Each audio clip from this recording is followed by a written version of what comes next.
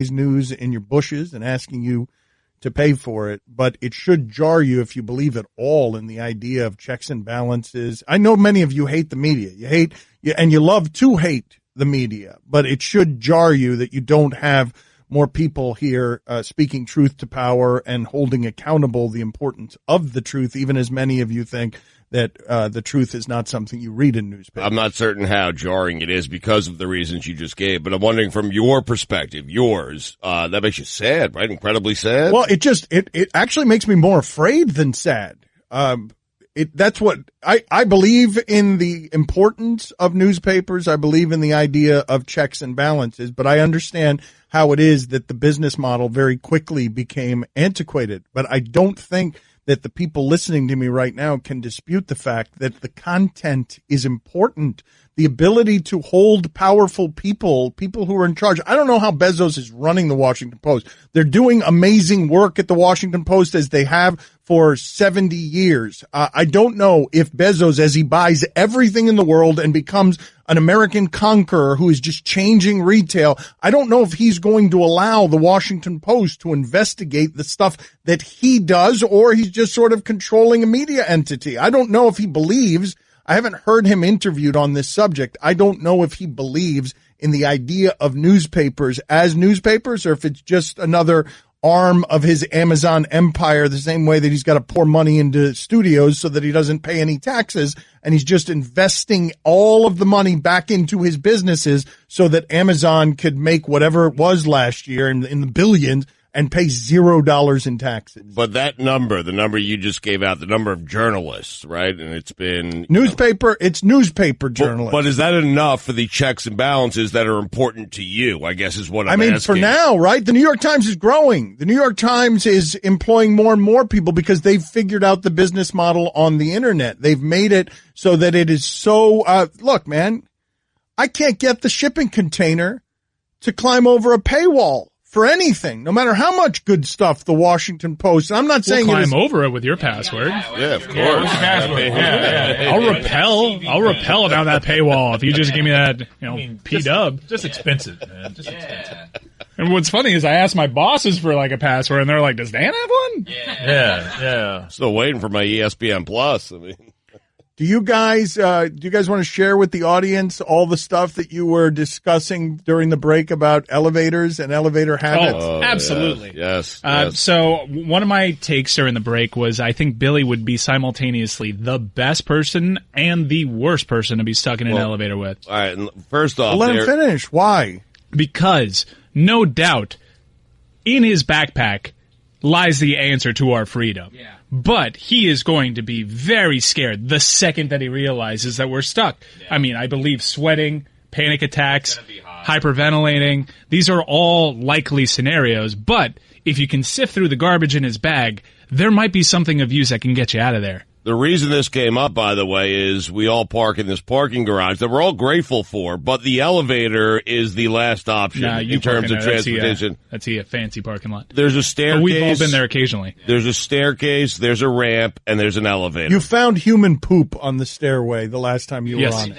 I did, several times, actually. Yeah. Yes. It is, whenever I do park there, it is easily the safest option is to walk down the ramp. Correct. In the direction of oncoming traffic. Where the valet people are coming and they're coming. Yeah. You need to make sure to look at the they're going to kill someone. Mirrors. I'm not joking, man. Yeah. You need to look at the mirrors because they come around the corner kind of fast. But the safest of options is just walking down the ramp rather than walking into oncoming traffic. Yeah, instead of going in the elevator or walking down the stairs. Where you might confront human poop. Yeah, you never know what's lurking in that staircase. But, so we agree the stairs are the option. You go elevator or stairs if you only have elevator one? to me is the last option. It's like, because you never know. Yeah. No, I do know. I know that there's always like a paper on the doors of the elevator saying it was broken. No more than 5 people.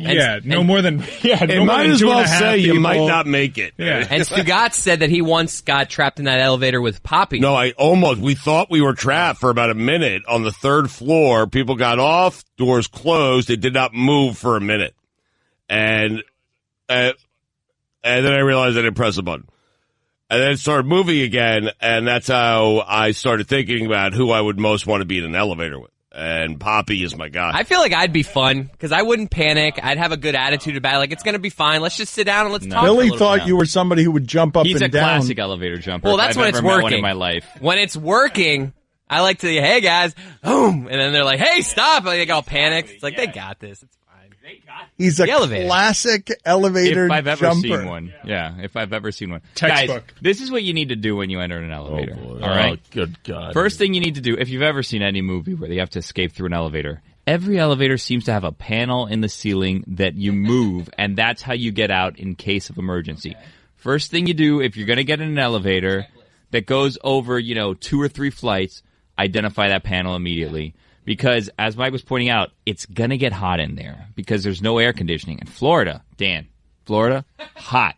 A hot state. So imagine if you're just trapped in this metal box suspended by cables. Crazy. I don't even know who invented elevators. Crazy idea. But you need to kind of see the panels, look around, figure out this is the one, and then you need to see if there's a railing on the side that you can use to kind of hop up, get yourself out of there. You need good upper body strength. You're going to pull yourself out of the elevator. And then you got to hope that you're not stuck between 2 floors, right? You want to be stuck on a floor so you can kind of just go over and then try to pry open the door. So if you have kind of like some sort of crowbar or some sort of stick of some kind, that'll help you pry open the door. You help out, help people up. Why would you have a crowbar or a stick of some kind on you? Well, I'm hoping that those things are just at the top of an elevator just in case. Oh, just on the roof of the elevator? There really should be like a roof first aid kit on an elevator, right? In case they break down. How often do elevators break down? Oh, we should make that, Stugotz. The inventor of elevators is Jack Elevator, by the way. It's Elisha Otis.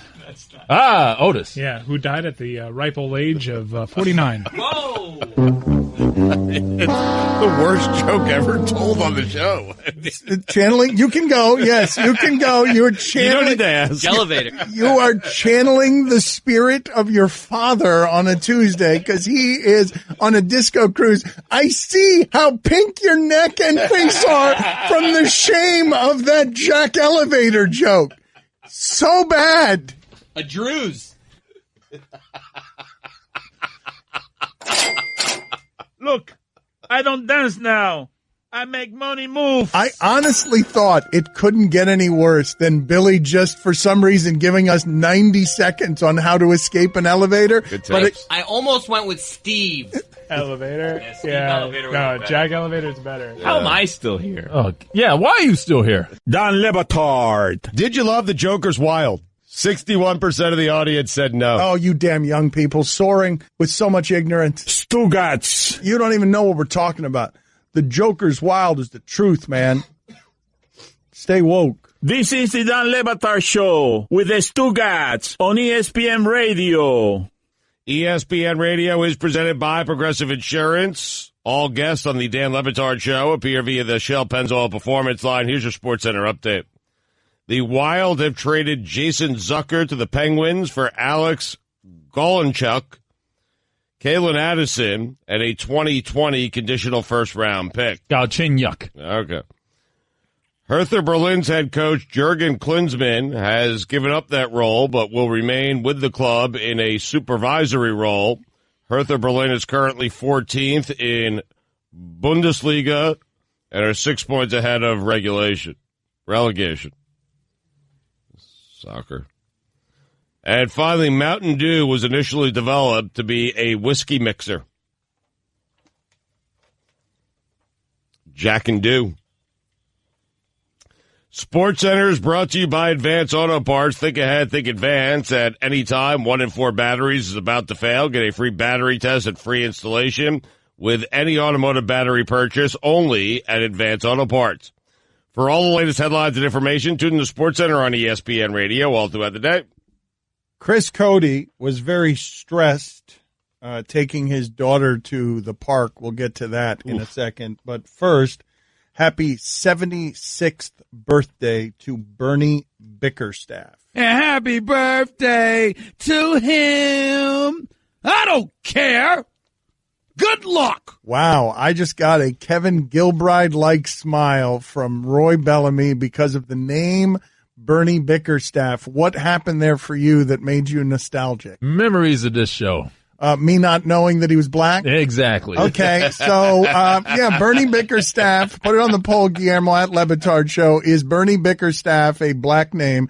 And the reason I ask this question is because, Bill Simmons for a long time was doing the Reggie Cleveland All-Stars. Reggie Cleveland was a Canadian baseball player.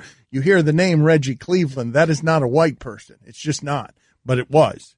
And I was wondering, and if you guys want to play this game, this dangerous game, 786-456-4837 is the telephone number.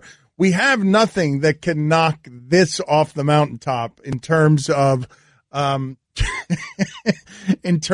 getting this one wrong. Here is the Stugotz apology for something he got egregiously wrong. Stugotz, you should probably apologize here. We should apologize for what happened last segment. It went off the rails on us. What do you want to say? I will apologize. You don't need to apologize for anything. I need to apologize. They are my weekend observations. I said what I said. I had no idea, and I apologize to Jonathan Coachman, who has tweeted at us, and he's upset and has every right to be upset. I honestly, and anyone who knows me will understand this and believe this, I honestly, until after the segment ended and we went to commercial break, had no idea that Jonathan Coachman was black.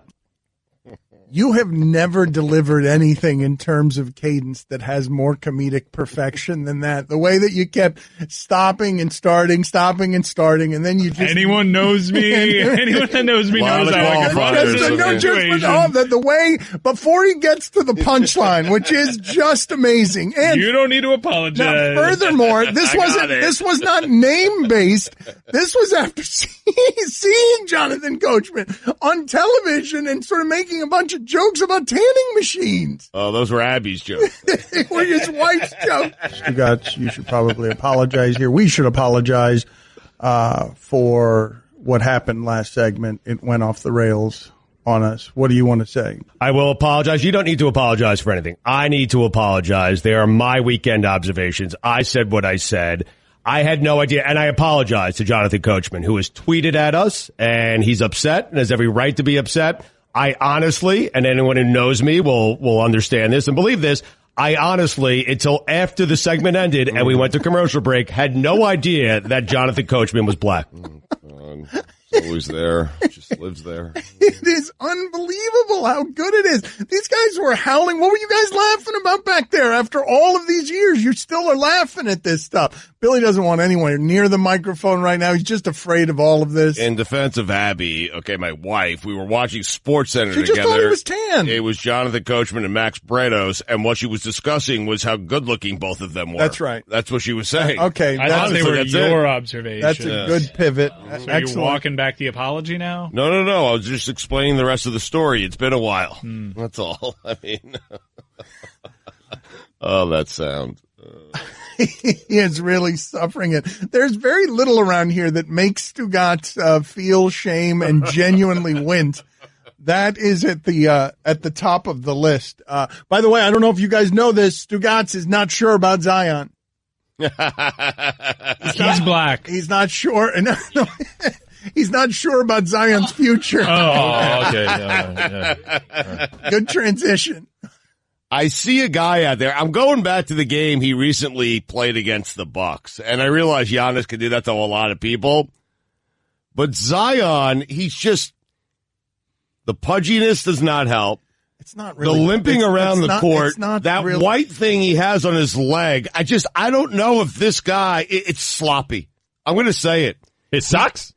It's just all of it is sloppy, and I don't know if he's going to turn into this generational player we all thought he was going to be. Next LeBron, next Michael, next Kobe, next this.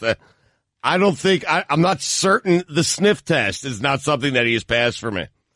He just hasn't done it. What does he have on his legs, Stugotz? I mean, he's got this like white thing around his leg, but it's like it's not a perfect fit.